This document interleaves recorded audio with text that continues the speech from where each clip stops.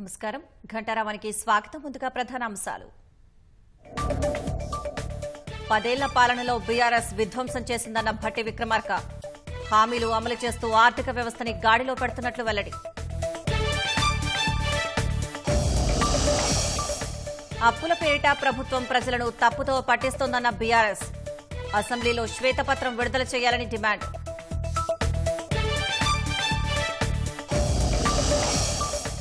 హైదరాబాద్ లో అర్ధరాత్రి భారీ వర్షం.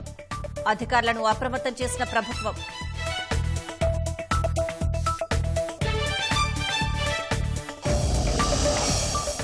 హైత్ నగర్ లక్ష్మారెడ్డిపాలెంలో రోడ్డు ప్రమాదం. ఆర్టీసీ బస్సు ఢీకొని అదనపు డీసీపీ నందీశ్వర బాబ్జీ మృతి.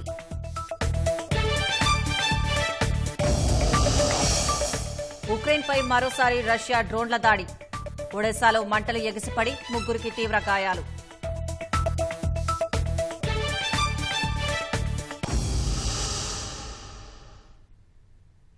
పదేళ్ల పాటు రాష్ట్రాన్ని పాలించిన భారాస ప్రభుత్వ వ్యవస్థలను విధ్వంసం చేసిందని ఉప ముఖ్యమంత్రి ఆర్థిక శాఖ మంత్రి భట్టి విక్రమార్క అన్నారు. 10 ఏళ్లలో 16.70 లక్షల కోట్లు ఖర్చు చేసిన నాగార్జున సాగర్, శ్రీశైలం, విమానాశ్రయం, ఓఆర్ఆర్ వంటివి నిర్మించిందా అని ప్రశ్నించారు. అసెంబ్లీ మండలిలో బడ్జెట్పై చర్చలో భాగంగా విపక్ష నాయకులు లేవనెత్తిన విమర్శలకు ప్రభుత్వం తరపున భట్టి సమాధానమిచ్చారు. అంతకుముందు కాంగ్రెస్ నాయకులకు బుద్ది మాంద్యమంటూ భారాస సభ్యుడు హరీష్ చేసిన వ్యాఖ్యలపై ఆగ్రహం వ్యక్తం చేశారు. కాంగ్రెస్ సర్కారు గాలిలో మేడలు కట్టడం లేదని, అస్తవ్యస్తమైన ఆర్థిక వ్యవస్థను గాడిన పెడుతోందని అసెంబ్లీలో ఆర్థిక శాఖ మంత్రి భట్టి విక్రమార్క స్పష్టం చేశారు. అన్ని వర్గాల ప్రజల కోసం ప్రతి పైసా ఖర్చు చేస్తున్నామని చెప్పుకొచ్చారు. రాష్ట్రంలో 2014 నుంచి 2023 నవంబర్ వరకు సాగిన భారాస పాలనలో లక్షల కోట్లు ఖర్చులు చూపించినా ఇంకా లక్షల కోట్ల బకాయిలు పెట్టారని విమర్శించారు. ఈ రాష్ట్రానికి భారాస హయాంలో ఏం సాధించారని ప్రశ్నించారు. కాళేశ్వరం ప్రాజెక్టు కట్టినా ఉపయోగం లేకుండా చేసిన భారాస కాంగ్రెస్ ప్రభుత్వాన్ని మీరేం చేశారని తిరిగి ప్రశ్నిస్తున్నారని మండిపడ్డారు. ఎవరికి అధ్యక్ష ఫిజికల్ మేనేజ్మెంట్ లేనిది? మీకు లేదు కాబట్టే అధ్యక్ష కాగ్ రిపోర్ట్ ఏం చెప్పారు అధ్యక్ష? 2,69,115 కోట్ల రూపాయలు శాసనసభ ఆమోదం లేకుండా మీరు ఖర్చు పెట్టుకున్నారు, ఇంకా ఆమోదం తీసుకోలేదు. వారు క్యాగ్ లెటర్ కూడా రాసింది అధ్యక్ష రాష్ట్ర ప్రభుత్వానికి. మీకు లేదు ఫిజికల్ డిసిప్లిన్ లేదు. మీకు లేదు కాబట్టి అడ్డగోలుగా ఆడబడితే ఆడ దేని పడితే దాన్ని తీసుకొని వచ్చారు, ఖర్చు పెట్టారు, చివరికి ఏది కనపడకుండా చేశారు. ఇక్కడ భారాస ప్రభుత్వం 10 ఏళ్ల బడ్జెట్లో అంచనాలు వాస్తవాలకు పొందనలేదని భట్టి పునరుద్ఘాటించారు. గత 10 ఏళ్లలో గ్యాప్ బడ్జెట్ను ప్రవేశపెట్టిన భారాస సగటున ఏటా 18% ఖర్చు చేయలేదని విమర్శించారు. కాంగ్రెస్ ప్రభుత్వం గ్యాప్ నిధులపై ఆలోచన చేసి బడ్జెట్ రూపకల్పన చేసిందన్నారు. బీఆర్ఎస్ ప్రభుత్వంలా చేయమని, చేసేదే చెబుతామని, చెప్పిందే చేస్తామని భట్టి విక్రమార్క స్పష్టం చేశారు. మీ బడ్జెట్ గ్యాప్ 2014 నుంచి 2023-24 వరకు 18% ఉంటే మేము 18% అనే యావరేజ్ పెంచలే.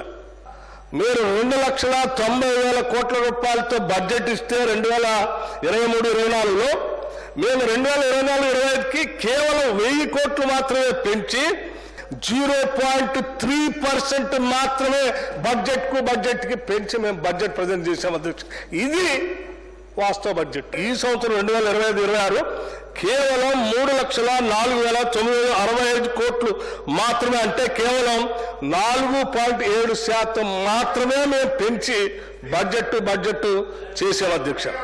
సహజంగా 4,18,000 కోట్లు పోవాల్సిన దాన్ని కేవలం ఈరోజు 3,04,000 వరకే పరిమితం చేసి మాకొచ్చే ఆదాయాన్ని మేము చేయగలిగేటువంటి వాటిని ఈ బడ్జెట్లో పొందుపరిచి ఇవి చేద్దాం అనుకుంటున్నాం. బరాబర్ 100% చేసి చూపిస్తాం అధ్యక్ష ఈ సంవత్సరం. గత ప్రభుత్వం 2023-24లో 8.4% జీఎస్టీ వృద్ధి రేటు నమోదు చేయగా ఈ ఏడాది జనవరి వరకు 12.3% నమోదైందని భట్టి విక్రమార్క తెలిపారు. కేంద్రం సగటు 11.3%, అంటే మన రాష్ట్రమే 1% మెరుగ్గా ఉందని వివరించారు. బీఆర్ఎస్ ప్రభుత్వం చివరి సంవత్సరం అధ్యక్ష 2023-24లో జీఎస్టీ వృద్ధి రేటు 8.4%. అధ్యక్ష ఈ సంవత్సరం 2024-25 10 నెలల కాలంలో అంటే జనవరి వరకు జీఎస్టీ వృద్ధి రేటు 12.3% అధ్యక్ష. ఇది గత సంవత్సరాలతో పోలిస్తే 3.9% పెరిగింది. మీరు పెరగలేదు, మీ వల్ల కావట్లేదంటే ఎట్లా అధ్యక్ష? ఇది దేశాభివృద్ధి అంటే దేశ వృద్ధి రేటు ఇదే కాలానికి 11.3%. అంటే దేశం కన్నా యావరేజ్ కన్నా మన రాష్ట్ర వృద్ధి రేటు 1% అధికంగా ఉంది. మాంద్యం అట్లా ఉంది, ఇట్లుంది, ఆర్థిక మాంద్యమా లేకపోతే మీకు బుద్ధి మాంద్యమా అని నువ్వు మాట్లాడుతూ ఉన్నావు. భారాస ప్రభుత్వ హయాంలో 6,69,257 కోట్ల మేర అప్పు చేసిందన్న ఆర్థిక మంత్రి తమ ప్రభుత్వం వచ్చాక 1,58,41 కోట్లు అప్పు తెచ్చినట్లు వెల్లడించారు. రాష్ట్రంలో ఆర్థిక అసమానతలు ఉన్నా సంక్షేమ పథకాలు అమలు చేస్తూ ముందుకు సాగుతున్నామని భట్టి విక్రమార్క వివరించారు. 16,70,711 కోట్లు ఖర్చు పెట్టి ఈ రాష్ట్రానికి ఏం సాధించి పెట్టారా అధ్యక్ష? ఒక నాగార్జున సార్ కట్టారా? ఒక శ్రీశైలం కట్టారా? ఒక SRSP కట్టారా? ఒక కడెం కట్టారా? ఎల్లంపల్లి కట్టారా? ఏం కట్టారా? లేకపోతే హైదరాబాద్ ఇంటర్నేషనల్ ఎయిర్పోర్ట్ కట్టారా? ఒక ఔటర్ రింగ్ రోడ్ కట్టారా? లేకపోతే ఒక హైటెక్ సిటీ కట్టారా? ఒక ECL పెట్టారా? ఒక BHL పెట్టారా? ఒక BDL పెట్టారా? లేకపోతే ఇంకేదైనా పరిశ్రమ తీసుకొచ్చారంటే ఏం లేదు. యాడపైనా కనపడి ఒకటే కాళేశ్వరం. ప్రభుత్వ వ్యవస్థలన్నింటినీ విధ్వంసం చేసి ఆర్థిక అరాచకత్వం చేసి మళ్ళీ ఇంకా చదువునమ్మా అని చెప్పి ఈ ప్రభుత్వానికి ఫిస్కల్ డిసిప్లిన్ లేదు, లేకపోతే బడ్జెట్ చాలా దూరంగా పెట్టారు, సత్యదూరంగా ఉంది, వీళ్ళకి ఏం తెలియదు, బుద్ధిమాంద్యంతో ఉన్నారు, అజ్ఞానులని మాట్లాడుతూ ఉంటే అసలు నిజంగా నవ్వాలా ఏడవాలా అనిపిస్తుంది అధ్యక్ష. కాంగ్రెస్ ప్రభుత్వం వచ్చాక ఆదాయ వ్యయాలపై పారదర్శకత పాటిస్తున్నామని, ప్రతి రూపాయి పొదుపు చేస్తూ దుబారాను తగ్గించామని ఉప ముఖ్యమంత్రి చెప్పుకొచ్చారు. బడ్జెట్పై ప్రతిపక్షాలకు స్పష్టతనివ్వకుండా ప్రభుత్వం పారిపోయిందని బీఆర్ఎస్ ఆరోపించింది. విపక్షాలకు అవకాశం ఇస్తే ప్రభుత్వం గుట్టు రట్టవుతుందని, వారి అబద్దాలు బయటపడతాయని భయపడిందన్నారు. ఇది చీకటి రోజంటూ మాజీ మంత్రి హరీష్ రావు వ్యాఖ్యానించారు. ప్రభుత్వం గారడి లెక్కలతో ప్రజలను మభ్యపెడుతుందని కవిత ఆరోపించారు. అప్పులపై శ్వేతపత్రం విడుదల చేయాలని డిమాండ్ చేశారు. బడ్జెట్ సమావేశాల్లో ప్రధాన ప్రతిపక్షానికి విపక్షాలకు అసలు క్లారిఫికేషన్ ఇవ్వకుండా సభను వాయిదా వేసడం అంటే ఇది శాసనసభ చరిత్రలో ఒక చీకటి రోజు. క్లారిఫికేషన్కి అవకాశం ఇస్తే వాళ్ళ అబద్దాలను ఎత్తి చూపుతామని, వాళ్ళ వైఫల్యాలను ఎత్తి చూపుతామని ప్రభుత్వం దగ్గర సమాధానం లేక ఇవాళ శాసనసభను అర్ధాంతరంగా వాయిదా వేసుకొని పారిపోయినటువంటి పరిస్థితి. భట్టి గారు తన ప్రసంగంలో అబద్దాలే చెప్పారు. అప్లైలో కూడా అబద్దాల పరంపరనే కొనసాగించారు. మీరు ప్రవేశపెట్టిన 2,90,000లో మరి 60,70,000 తగ్గితే వచ్చేది 2,20,000, 2,30,000 మాత్రమే. వాళ్ళు పెట్టినటువంటి బడ్జెట్ లోనే మరి కేవలం ఈ సంవత్సరంలో 30,000 కోట్ల రూపాయలు మాత్రమే పాత అప్పులకు కిస్తీలు కట్టుడైనా మిత్తి చెల్లించడమైనా చేయడం జరిగింది. కానీ మళ్ళీ ముఖ్యమంత్రి గారు ఎటువంటి మొహమాటం లేకుండా 1,50,000 కోట్లు కేసీఆర్ చేసిన అప్పులకే కట్టినా అని చెప్పి అబద్దం ఆడడం అన్నది ఇది ప్రజాస్వామ్య వ్యవస్థలో సరైనటువంటిది కాదు. ఈ వ్యవస్థను తప్పుదోవ పట్టించడం, ప్రజలను తప్పుదోవ పట్టించడం. మీరు తీసుకొచ్చినటువంటి అప్పుల మీద ఖచ్చితంగా మీరు వైట్ పేపర్ ఇవ్వాలని చెప్పి నేను డిమాండ్ చేస్తా ఉన్నాను. కేంద్ర రాష్ట్ర ప్రభుత్వాలు ప్రవేశపెట్టిన బడ్జెట్లో విద్య, వైద్య, వ్యవసాయ, కార్మిక సంక్షేమ రంగాలు ఆశించిన మేర కేటాయింపులు జరగలేదని వామపక్ష పార్టీల ప్రతినిధులు ఆవేదన వ్యక్తం చేశారు. కేంద్ర రాష్ట్ర బడ్జెట్లు ప్రజలకిచ్చిన వాగ్దానాలు అంశంపై హైదరాబాద్ బాగ్లింగంపల్లిలోని సుందరయ్య విజ్ఞాన కేంద్రంలో సదస్సు జరిగింది. ఇరు ప్రభుత్వాలు పెట్టిన పద్దులు సామాన్య, మధ్యతరగతి ప్రజలకు ఏమాత్రం ఉపయుక్తంగా లేదని ఎమ్మెల్సీ సత్యం వెల్లడించారు. రాష్ట్ర ప్రభుత్వం ప్రవేశపెట్టిన బడ్జెట్ కేవలం అంకెల గారడి తప్ప ప్రజలకు మేలు చేసేలా లేదని సిపిఎం రాష్ట్ర కార్యదర్శి జాన్ వెస్లీ ఆరోపించారు. 6 గ్యారంటీలకు బడ్జెట్లో కేటాయింపులు జరగకుండా ఎలా అమలు చేస్తారని ప్రశ్నించారు. విద్య, వైద్య రంగాలను ప్రభుత్వం పూర్తిగా విస్మరించిందని ఆవేదన వ్యక్తం చేశారు. కేంద్ర రాష్ట్ర ప్రభుత్వ వైఫల్యాలపై ప్రజా పోరాటానికి ఉమ్మడి కార్యాచరణ రూపొందించనున్నట్లు జాన్ వెస్లీ వెల్లడించారు. జరగడానికి పద్దుల వారీగా చర్చ జరిపి వాటిని సవరించడానికి కూడా అవకాశం లేకుండా బడ్జెట్ను త్వరలోనే ముగింపు చేస్తున్నారు. ఇది పూర్తిగా అప్రజాస్వామికమైనటువంటి విధానాన్ని ముఖ్యమంత్రి రేవంత్ రెడ్డి అనుసరిస్తున్నాడు. ఇలాంటి పరిస్థితి కొనసాగినప్పుడు ఇక ప్రజా ఉద్యమాలే దీనికి పరిష్కార మార్గాలు అవుతాయి. చెప్పిన వాగ్దానాలు అమలు జరగకుండా నిధులు పెట్టినప్పుడు శాసనసభలో చర్చ జరిగి సవరించుకోనప్పుడు ప్రజాక్షేత్రంలోనే ప్రజలు తమ హక్కుల కోసం పోరాటాలకు ముందుకు రావాల్సి వస్తుంది.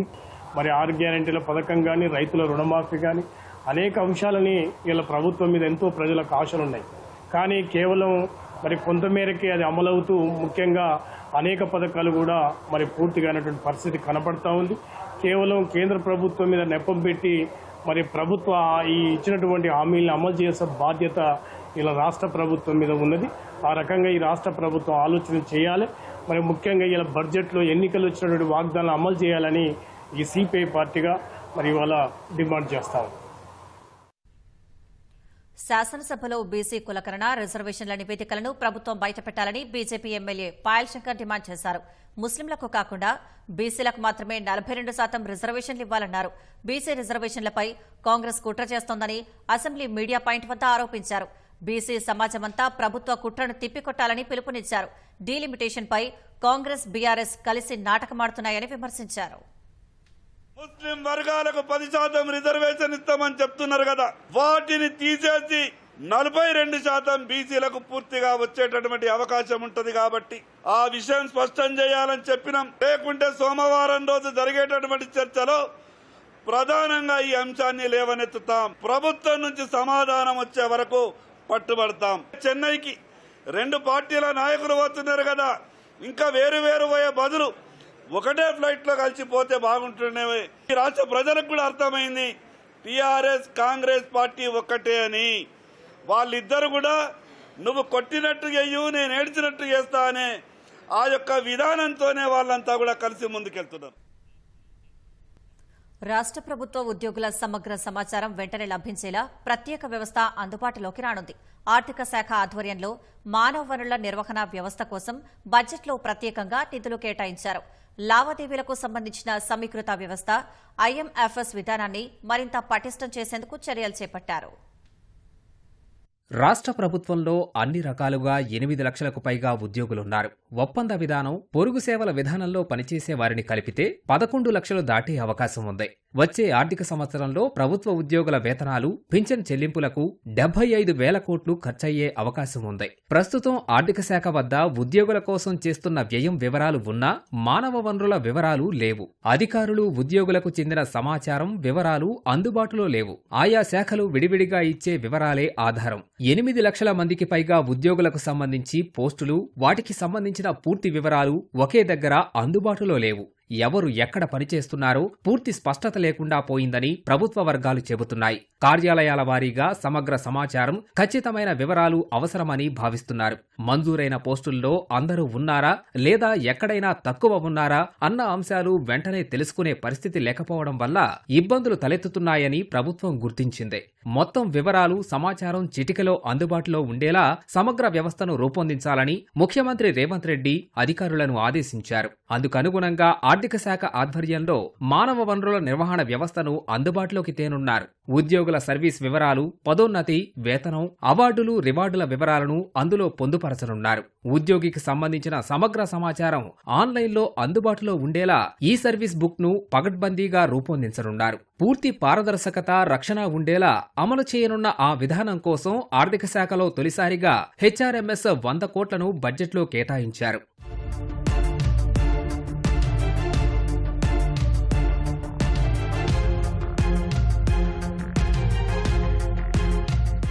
ఆర్థిక శాఖలోని అన్ని విభాగాలకు సమీకృత వ్యవస్థ ఐఎఫ్ఎంఎస్ ను మరింత పటిష్టం చేయనున్నారు. శాఖ కార్యకలాపాలు, వ్యవహారాలు ఆన్లైన్ విధానంలో ఎక్కడా ఏ ఇబ్బంది లేకుండా యూనిఫైడ్ పేమెంట్ విధానాన్ని అమలు చేస్తున్నారు. వ్యయం పర్యవేక్షణ పక్కాగా ఉండేలా మొబైల్ యాప్ ద్వారా కార్యకలాపాలు జరిగేలా ఏర్పాటు చేశారు. ఆ విధానాన్ని మరింత పటిష్టపరిచేందుకు ఆర్థిక శాఖ అవసరమైన చర్యలు చేపట్టనుంది. అందులో భాగంగా ఐఎఫ్ఎంఎస్ కి బడ్జెట్లో 100 కోట్లు కేటాయించారు. ఏఐ లాంటి ఎమర్జింగ్ టెక్నాలజీస్ ని వ్యవసాయానికి అనుసంధానించి సాగును మరింత లాభసాటిగా మార్చేందుకు కృషి చేస్తున్నట్లు రాష్ట్ర ఐటీ, పరిశ్రమల శాఖ మంత్రి శ్రీధర్ బాబు పేర్కొన్నారు. అసెంబ్లీ ప్రాంగణంలో రెబే కారిడార్ ఆధ్వర్యంలోని జర్మనీ ప్రతినిధులు మంత్రి శ్రీధర్ బాబును మర్యాదపూర్వకంగా కలిశారు. ఎమర్జింగ్ టెక్నాలజీస్తో అన్ని రంగాల పరిశ్రమలను అనుసంధానించేందుకు ప్రభుత్వం తరపున తీసుకుంటున్న చర్యలను మంత్రి వారికి వివరించారు. రాష్ట్రంలో సుమారు 55% నుంచి 60% మంది ప్రజలు వ్యవసాయ ఆధారిత పరిశ్రమలపై ఆధారపడి జీవిస్తున్నారని, సాగులో రైతులు ఎదుర్కొంటున్న అనేక సవాళ్లకు టెక్నాలజీ పరిష్కారం చూపించగలదన్నారు. ఆ దిశగా రైతన్నలకు మేలు జరిగేలా మరిన్ని ఆవిష్కరణలు రావాల్సిన అవసరం ఉందని అభిప్రాయపడ్డారు. విదేశాల్లో మాదిరిగానే మానవ ప్రమేయం లేకుండా అగ్రి రోబోలే వ్యవసాయం చేసే రోజులు త్వరలో వస్తాయని చెప్పారు. వాటి తయారీకి ఇప్పటికే పరిశోధనలు మొదలయ్యాయని వివరించారు. సాగు వ్యయం తగ్గేలా రైతులకి మేలు చేసే కొత్త ఆలోచనలతో ముందుకొచ్చే సంస్థలు, వ్యక్తులని ప్రభుత్వం అన్ని రంగాలుగా ప్రోత్సహిస్తుందని మంత్రి శ్రీధర్బాబు తెలిపారు. వ్యవసాయ రంగంలో టెక్నాలజీ వినియోగంపై జర్మనీ ప్రభుత్వంతో కలిసి పనిచేస్తామని చెప్పారు. పగలంతా ఎండవేడితో ఇబ్బంది పడుతున్న హైదరాబాద్ వాసులకు చిరుచలులు ఉపశమనాన్ని కలిగించాయి. రాత్రి 10 గంటల నుంచి నగరంలోని పలు ప్రాంతాల్లో వర్షం కురిసింది. కొన్ని చోట్ల ఉరుములు, మెరుపులు, ఈదురుగాలులతో కూడిన వర్షం కురిసింది. విద్యుత్ సరఫరా నిలిపివేయడంతో ప్రజలు ఇబ్బందులు ఎదుర్కొన్నారు. డీఆర్ఎఫ్ సిబ్బంది అందుబాటులో ఉండాలని అధికారులు జీహెచ్ఎంసీ సిబ్బందికి సూచించారు.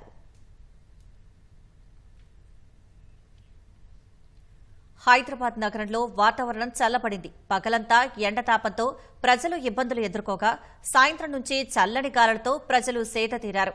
రాత్రి 10 గంటల నుంచి నగరంలోని పలు ప్రాంతాల్లో ఓ మోస్తారు నుంచి భారీ వర్షపాతం నమోదైంది. కొన్ని చోట్ల ఉరుములు, మెరుపులతో కూడిన వర్షం కురిసింది. షేర్లింగంపల్లి, మియాపూర్, మదీనాగూడ, లింగంపల్లి, గచ్చిబౌలి, మాదాపూర్ ప్రాంతాల్లో ఉరుములతో కూడిన భారీ వర్షం కురిసింది. షేర్లింగంపల్లి, మియాపూర్, మదీనాగూడ, లింగంపల్లి, గచ్చిబౌలి, మాదాపూర్ ప్రాంతాల్లో ఉరుములతో కురిసిన వర్షం పడింది. వరద నీరు ప్రవహించింది. నగర వ్యాప్తంగా అనేక చోట్ల విద్యుత్ సరఫరా నిలిచిపోవడంతో అధికారులు పునరుద్దరించారు. వికారాబాద్ జిల్లా తాండూరులో ఉరుములు, మెరుపులతో కూడిన భారీ వర్షం పడింది. అమీర్పేట్, ఎస్ఆర్ నగర్, మధురానగర్, జూబ్లీహిల్స్, బంజారాహిల్స్, పంచాగుట్ట, ఖైరతాబాద్, సికింద్రాబాద్, బోయిన్పల్లి, చిలకలగూడ, పారడైజ్, బేగంపేట, అల్వాల్, తిరుమలగిరి, కూకట్పల్లి, హైదర్ నగర్, అల్విన్ కాలనీ, నిజాంపేట్, బాచుపల్లి, ముసాపేట ప్రాంతాల్లో వర్షం కురిసింది. జగద్గిరిగుట్ట, షాపూర్, జీడిమెట్ల, సూరారం, దుండిగల్, సుచిత్ర ప్రాంతాల్లో వాన పడింది.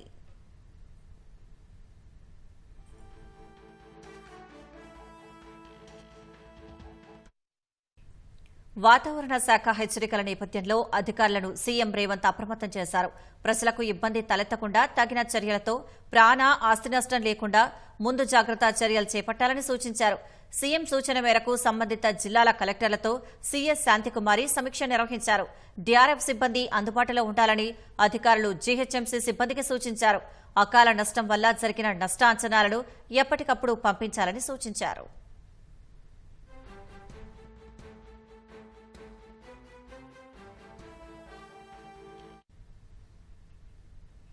రాష్ట్రంలో మొబైల్ ఫోన్ల సంఖ్య జనాభాను మించిపోయింది. ప్రతి 100 మందికి 105కు పైగా మొబైల్ ఫోన్లు ఉన్నాయి. దేశ సగటు 82% మాత్రమే. వైర్లెస్ టెలి డెన్సిటీలో రాష్ట్రం దేశంలోనే 4వ స్థానంలో నిలిచింది. రాష్ట్రంలో ప్రస్తుతం 4 కోట్లకు పైగా మొబైల్ ఫోన్లు, మరో 15 లక్షలకు పైగా ల్యాండ్లైన్ ఫోన్లు ఉన్నాయి. 3,64 లక్షలకు పైగా ఇంటర్నెట్ వినియోగదారులు ఉన్నారు.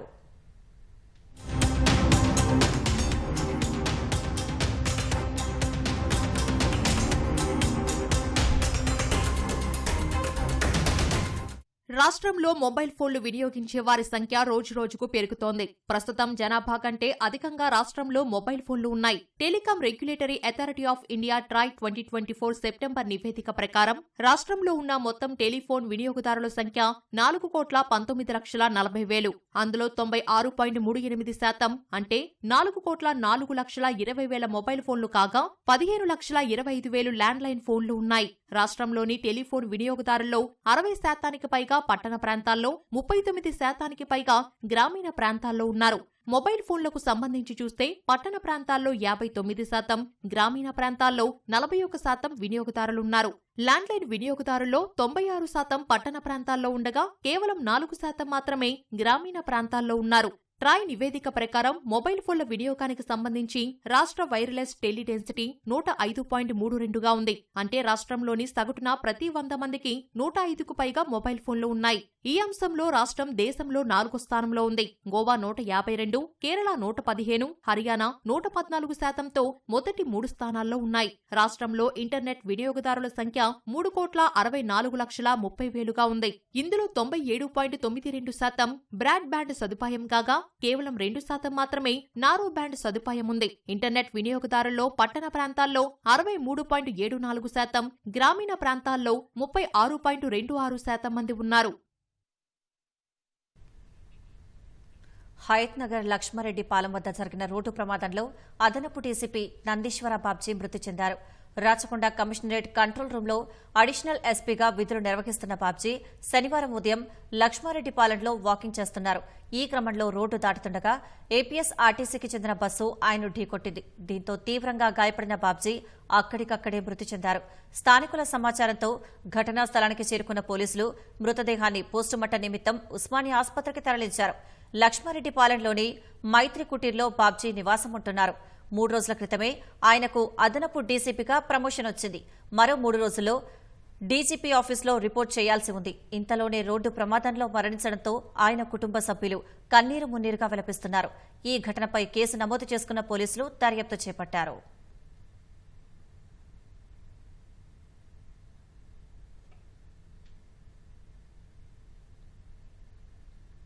ఐపీఎల్లో రిషబ్ పంత్ కెప్టెన్గా ఉన్న లక్నో సూపర్ జైంట్స్ జట్టు ప్రత్యేక విమానంలో లక్నో నుంచి విశాఖ ఎయిర్పోర్టుకు చేరుకుంది. భారీ భద్రత మధ్య అండాడలోని ఓ ప్రైవేట్ హోటల్కు చేరుకుని బస్ చేస్తోంది. ఈ నెల 24న విశాఖ ఏసీఏ వీడీసీఏ స్టేడియంలో ఢిల్లీ క్యాపిటల్స్తో ఎల్ఎస్జీ తలపడుతుంది. ఈ లీగ్ మ్యాచ్కు అన్ని ఏర్పాట్లు పూర్తయ్యాయి. ఇప్పటికే ఢిల్లీ క్యాపిటల్ జట్టు హోమ్ గ్రౌండ్గా విశాఖ స్టేడియం ఉంది. నటరాజ రామకృష్ణ జయంతి ఉత్సవాలు హైదరాబాద్లో ఘనంగా ప్రారంభమయ్యాయి. రాష్ట్ర ప్రభుత్వం సంగీత నాటక అకాడమీ అధ్యక్షురాలు ఆచార్య అలేఖ్య ఆధ్వర్యంలో ఆంధ్ర నాట్య సృష్టికర్త పేరిణి నాట్య గురువు డాక్టర్ నటరాజ రామకృష్ణ 102వ జయంతి వేడుకలు హైదరాబాద్ రవీంద్ర భారతిలో జరుగుతున్నాయి. నవజనార్దనం, ఆంధ్రనాట్యం, పేరిణి శివతాండవ నృత్య వికాసం కోసం జీవితాన్ని అంకితం చేసిన నటరాజ రామకృష్ణకు తొలిసారి అధికారికంగా నిర్వహిస్తున్న నివాళి అని అలేఖ్య వెల్లడించారు. నాట్య గ్రంథాలు రచించి తరతరాలకు విజ్ఞానాన్ని అందించారని కొనియాడారు. కార్యక్రమంలో మాజీ డీజీపీ ఆంజనేయరెడ్డి, ప్రముఖ నాట్య గురువులు, కేంద్ర సంగీత నాటక అకాడమీ పురస్కార గ్రహీతలు పాల్గొన్నారు. లోక్సభ నియోజకవర్గాల పునర్విభజనపై కేంద్రంలోని ఎన్డీఏతో పోరాటం చేస్తున్న తమిళనాడు సీఎం స్టాలిన్ ఆధ్వర్యంలో నేడు జాయింట్ యాక్షన్ కమిటీ భేటీ జరగనుంది. చెన్నైలో జరిగే ఈ భేటీకి 7 రాష్ట్రాల ముఖ్యమంత్రులను ఆహ్వానిస్తూ స్టాలిన్ ఓ వీడియో విడుదల చేశారు. ఏపీ, తెలంగాణ, కర్ణాటక, కేరళ, పంజాబ్, ఒడిశా, పశ్చిమ బెంగాల్ సీఎంలు అక్కడి రాజకీయ పార్టీలను ఆహ్వానించారు. దేశ భవిష్యత్తును నిర్దేశించే ఉద్యమానికి ఇది ఆరంభమని స్టాలిన్ పేర్కొన్నారు. 2026లో జరిగే నియోజకవర్గాల పునర్విభజన జనాభా ప్రాతిపదికన జరిగితే పార్లమెంటులో దక్షిణాది రాష్ట్రాల ప్రాతినిధ్యం దెబ్బతింటుందని స్టాలిన్ వివరించారు. ఇది కేవలం ఎంపీల సంఖ్య మాత్రమే కాదని రాష్ట్రాల హక్కులకు కలగనున్న భంగంపై చర్చించేందుకు జాయింట్ యాక్షన్ కమిటీ భేటీ ఏర్పాటు చేసినట్టు స్టాలిన్ వివరించారు. జాయింట్ యాక్షన్ కమిటీ భేటీలో పాల్గొనేందుకు సీఎం రేవంత్ రెడ్డి, టీపీసీసీ అధ్యక్షుడు మహేష్ గౌడ్ ఇప్పటికే చెన్నైకి చేరుకున్నారు. పునర్విభజన చేస్తే దక్షిణాది రాష్ట్రాలకు తీవ్ర అన్యాయం జరుగుతుందని రేవంత్ రెడ్డి ఇప్పటికే పలు వేదికల్లో ఆందోళన వ్యక్తం చేశారు. బీఆర్ఎస్ కార్యనిర్వాహక అధ్యక్షుడు కేటీఆర్ బృందం కూడా చెన్నైకి చేరుకుంది. ఈ సదస్సులో ప్రస్తుత డీలిమిటేషన్ విధానం వల్ల దక్షిణాది రాష్ట్రాలకు జరగబోయే నష్టాల గురించి తీసుకోవాల్సిన చర్యలపై కేటీఆర్ ప్రసంగించనున్నారు.